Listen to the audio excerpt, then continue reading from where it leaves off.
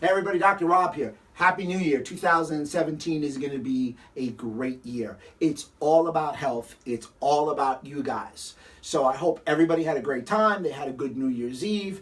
Of course, they didn't party, and everybody's already starting on their New Year's resolution. Harvard study talked about New Year's resolution. Big thing with a New Year's resolution. Write them down. Write them down so every day you're able to look at them. Don't talk about it.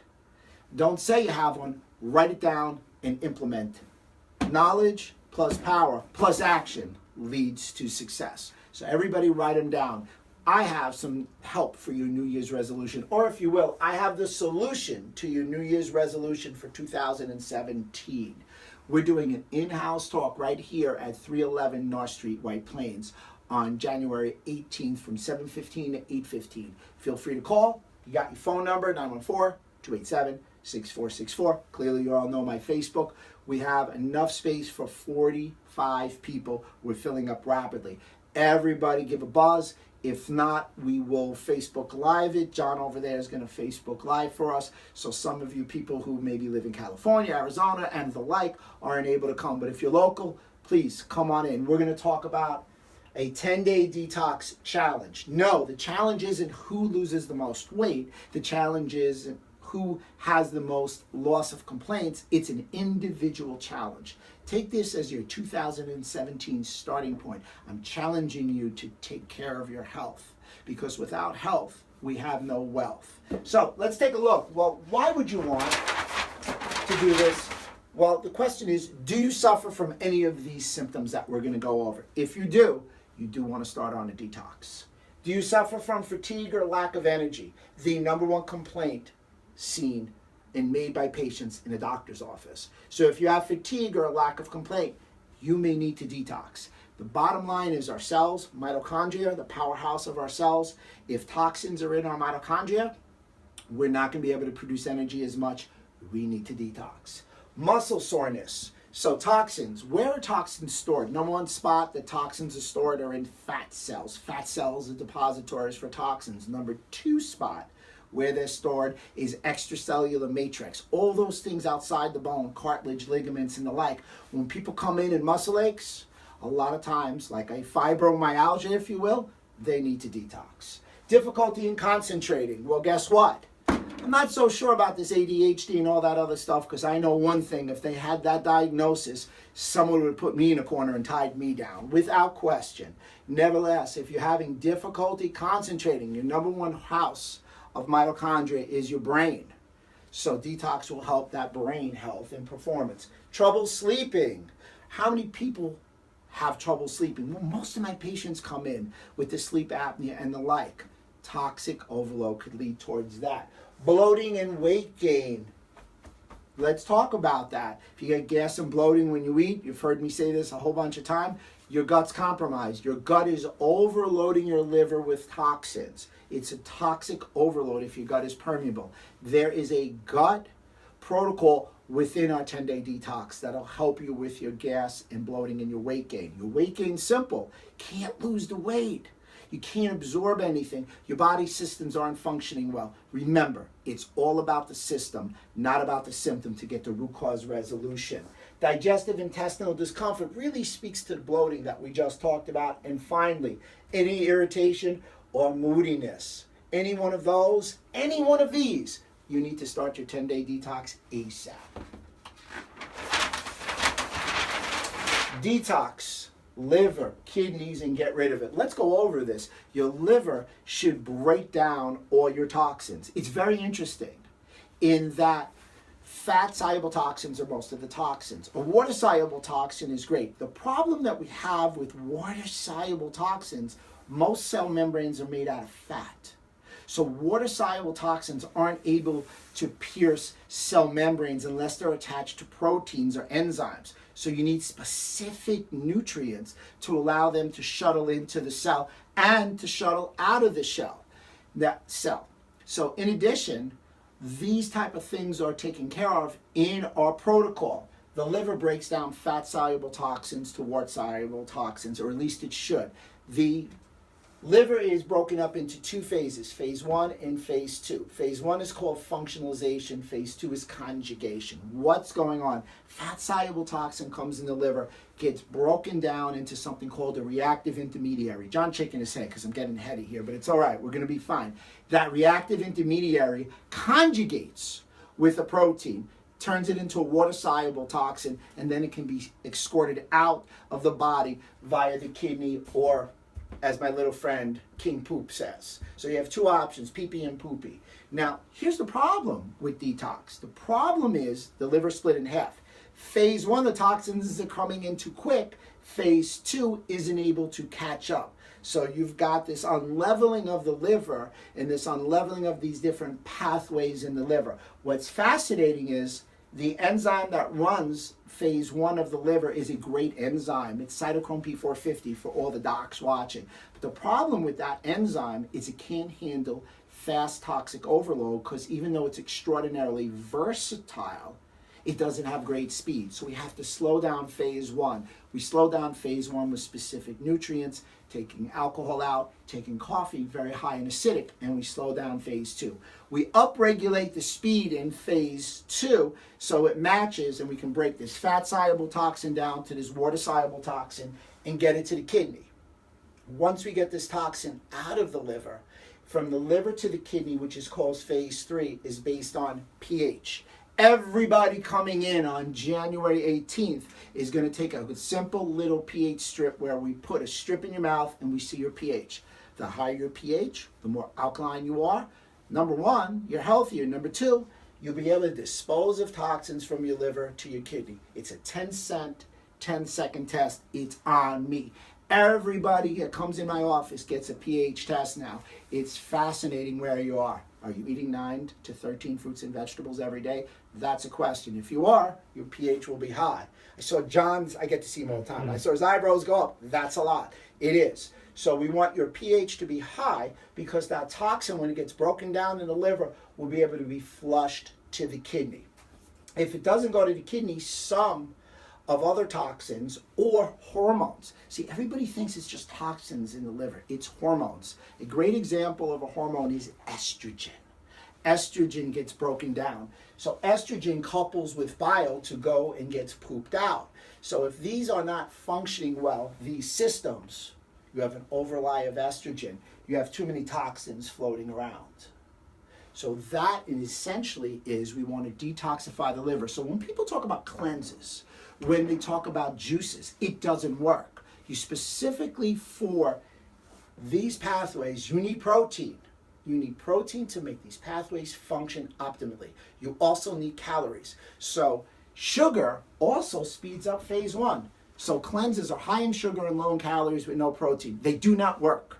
They do not enable the liver to function well. So we don't want to cleanse. What is considered a good high pH? A good high pH, 7 or more. Great question. 7 or more. Little pH strips, guys, right here.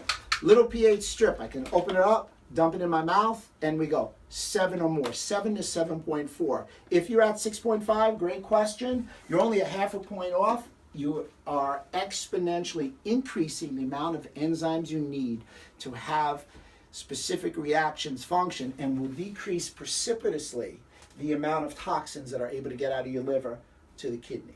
It's a very simple test. Everybody should take pH. You can go to the store and go take it. We had another one, or I can... Keep going. Excellent.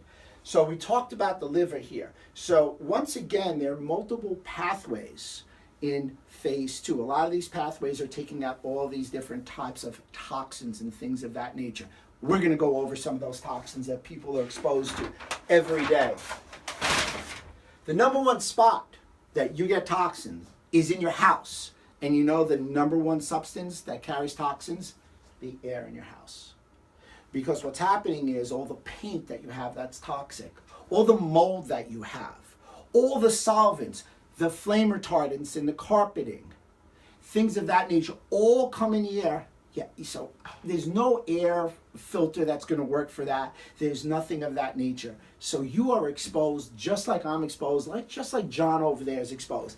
Everybody's exposed. So I've been making some pictures to be seen on TV. One of the questions are, what what is so toxic in someone's home? Well, it's interesting. There are a lot of toxins. There are toxins which are man-made, which we produce on our own living organisms. And then there's toxicants or toxants, which are made by men, which are like pesticides, solvents, BPA, and the like. So personal hair care products, you've heard me talk about that. That's a major problem. The average American uses 9, exposes us to 9 per day, exposes us to 123 chemicals. Within 26 seconds does it get absorbed. So your own personal hair products are a problem. Pesticides. Well, what gets sprayed are foods. So when you look, what's really toxic at our home, open up your refrigerator trays. Take a look. Organic versus non-organic. Look what's sprayed. The most sprayed items are cotton, tobacco, coffee, and then when you think about it, the difference in the fruits that are organic and not organic are a problem. The solvents, which we talked about on any kind of floor, let's say, food allergies. Do you consume dairy? Do you consume wheat? Do you consume eggs? If you do, you probably have a food allergy. We all do. Everybody has an adverse response to wheat. And if you don't, and you don't think you don't, glyphosate, guess what? Carcinogenic, according to the World Health Organization. It's what they spray wheat with. BPA, we've talked about that a whole bunch of times. Plastic bottles, paper, and the like. Mercury is in any kind of seafood. Acrylamide is used, everybody drinks coffee. It's the most consumed beverage in America. You burn a little coffee, anything at a high temperature, you get acrylamide. Interesting, you also get some adverse effects when we go to the stove and we cook food at a little too high of a flame. So we have all these toxins at home, whether it be in your refrigerator, whether it be in your stove, whether it be in your medicine, prescription drug cabinet, in your vitamin cabinet, not taking a good quality vitamin with fillers and the like. And then, of course, the flame retardants, which we mentioned. So my 10-day detox challenge, what does it incorporate? What does it include? It includes a medical food that is a meal replacement. It's a pea and rice protein that tastes great. No wheat, no beef. There's been literature that came out. We do not want any beef proteins in powder. So we have pea and rice. It tastes really good. It's been shown over a 25-year period to have a great positive output. And I've also done detoxes. I think I'm up to about 1,500 detoxes in office, not including lecturing over the last 10 years, teaching docs all about detox. It's something we all want to do. It has a new formula.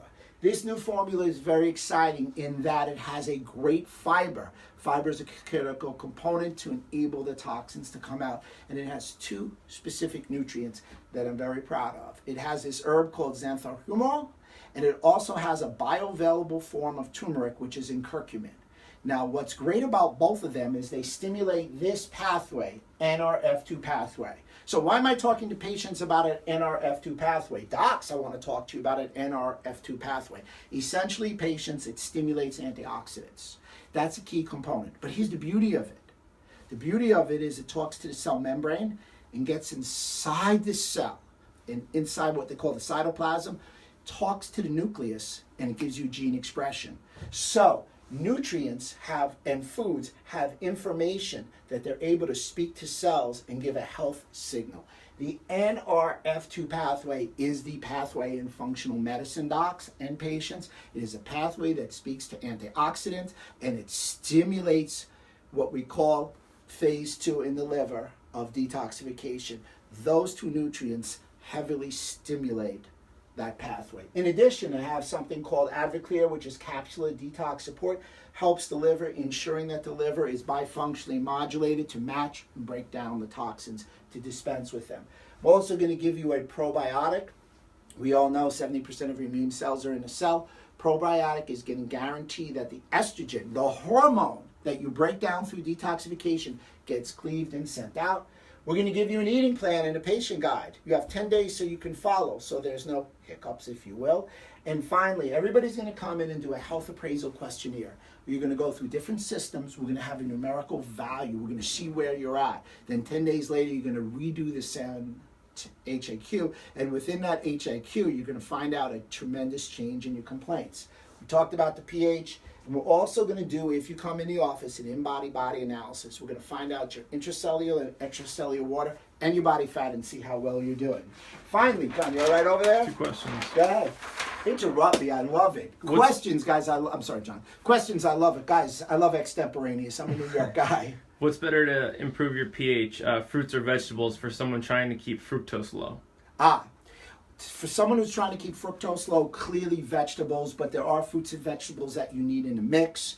Vegetables are typically, not always, are going to be lower on the glycemic index. Green vegetables, not those starchy type of vegetables. So I would go with your broccoli, but you got to eat broccoli raw. Because if you don't eat broccoli raw and you cook it, you lose an enzyme called myrinase. And by losing that enzyme, it doesn't have any of your phase 2 detoxification helpers. So getting back to detox and in a new formulation, that's another ingredient. It's called brasinase, but it's raw broccoli with an enzyme to ensure that you're getting enough blocker to go through and get sulforaphane in your detox. So to answer your simplistically, raw broccoli is a great choice. Your green vegetables are a great choice. If you have to go fruits and vegetables, berries and apples are always your choice. And why no beef protein? Why no beef protein? In life, you can eat beef, but they found that the beef protein, when it's been freeze-dried, hasn't had good health outcomes. What you want is pea and rice now. Pea and rice is the way to go. So what's happened with the beef, they haven't got good quality. I can always send you the article on that. In addition, whey proteins have been popular. Man, I've taken a lot of whey protein in my life, but we're still finding out if it's not cross-microfiltered, there's still some residual whey and casein in there, and people are having gut issues. The pea and rice ensure no gut issues. If you're going to buy a whey, it's got to be from a New Zealand cow that's cross-microfiltered to get to the whey. So stick with the pea and rice with the added branched-chain amino acids. Cool. So here we go, HA and in-body. We're moving right along. So let me show you. Start the year with healthy resolutions. That's number one. Let me give you a couple of quick things to do and what you'll gain from it, and then let's go over a quick diet protocol. Weight loss and fat loss. You detox, you're going to lose some weight, and ultimately you're going to lose fat. It's your starting point. It's your jump start for the new year. In addition, healthy, lean, and strong. That's what we're going to make everybody out there this year. Healthy, lean, and strong. You'll have more energy and a decrease in fatigue. Number one complaint. Remember, less water retention. A lot of people complaining about being bloated. Remember, fat cells and everybody's bloated. By not having toxins, you're going to get rid of that extracellular water and flush it out. In addition, less fogginess. You'll have more mental clarity. You're going to be less coffee dependent. People drink 4, 5, 6 cups of coffee. It's a lot. They're coffee dependent. You're going to drink it because it is healthy, especially organic coffee. You're going to drink it because you like it, but you're not going to drink it because you need a boost at 2 o'clock in the afternoon. And finally, less sugar cravings. Sugar is a toxin. We say that every week. Sugar is a toxin. If you had to do one thing, cut down on your sugar. So let's go through some quick start detox guide. Just for you, before you come see me. Here we go. Eliminate grain-fed red meat. Grain-fed red meat, pork, cold cuts, hot dogs, all preservatives, all man-made crap. Let's start looking at poultry, bison, if you will, wild game, fresh fish, wild fresh fish, organic chicken and turkey, skinned. Let's get rid of alcohol, soda, both regular and diet soda, any kind of sweetened beverage. Number one source of calories in the U.S. today, high fructose corn syrup, almost 20%. Let's start eating herbal seeds. Let's have some seltzer water. Guys can have an organic cup of coffee. You'll see that. Let's stay away from our sugar sweeteners, i.e. corn syrup, Splenda, Equal, aspartame, sweet and low, out. Do you know that people have more adverse blood sugar effects from artificial sweeteners than sugar? And it has no calories. And that's because it adversely affects your gut microbiota. Right now, you can use some stevia, and or I'll even give you a little coconut sugar. In addition, flour and wheat products, out. If man makes it, I won't eat it. Quinoa has been hot. It is a flower seed. And the new guy, it's all over 2017 lists, sorghum. It comes from a grass species. So it's considered a grain. Quinoa is also considered a grain only because you cook it like a grain. It's not inflammatory to your body. Quinoa, again, is a flower seed. Sorghum is in the grass species. It's a new one, John, just for you. Let's stay away from dairy. Maybe natural yogurt at some point. Let's use almond and coconut milk as long as it's true and real almond and coconut milk. Not all those additives like carrageenan and the like. Additionally, let's try and eliminate caffeine just for the detox. Let's give you one good quality organic cup of coffee a day. You can drink all the tea to your heart's content. Instead, let's get 64 ounces of water with maybe some lemon. Peanuts are inflammatory. They're a legume, unfortunately. They're not a nut. Let's eat cashews, walnuts, or almond. If you can eat them sprouted, that's better. Sprouted, we talked about in a previous health tip. Basically, you put them in water, you sprout them up. That's good enough for me. And fun, great question. Someone asked it essentially before. No starchy vegetables. Let's go for plenty of raw and some steamed vegetables. Don't steam your broccoli. And some good low-calorie fruits. I know you got some questions burning over there. Yeah, a couple of follow-ups. One is, what is the bioavailability of pea? I don't even know what that means. Like that's a great question. So they're talking about on the protein scale, which is the DIAAS scale now. So the bioavailability of pea and rice protein with branched chain amino acids is about 3% less than whey protein. However, the studies in whey versus pea and rice we're putting down, and it's a biceps study, believe it or not, is virtually the same in muscle hypertrophy. But here's the key. 53.2%, it's 53.2% of Americans right now have some form of blood sugar dysregulation. 38% have something like a pre-diabetic, metabolic syndrome, and 15.3% actually have full-blown forms of diabetes. If you have blood sugar dysregulation, pea and rice protein with branched chain amino acids put on 60% more muscle than whey. So without question, pea and rice is the way to go now. Cool. And if you have trouble digesting uncooked vegetables, can you lightly cook the broccoli, or what's your suggestion? Then you could likely cook the broccoli. It's not like you're getting no bang for the buck. You're losing the myronase. There's also some other green vegetables that you may want to consider. Asparagus being a great green vegetable that you can cook. You don't lose the enzymes and is great for detoxification. Cool. Flip back to that front page. Tell people where they can see and start this detox. Guys, you can see me in my office January 18th from 7:15 to 8:15, 10-day detox challenge. In addition, I'll be doing a 45-minute detox talk in Green Life in Mamaroneck. Everybody come check that out. That's a new hot place in Westchester where you guys can all eat healthy food. So I'm going to be doing a specific talk January 18th in my office. You guys can get me at 914-287-6464. Also at Green Life on January 26th. You can see me in Mamaroneck.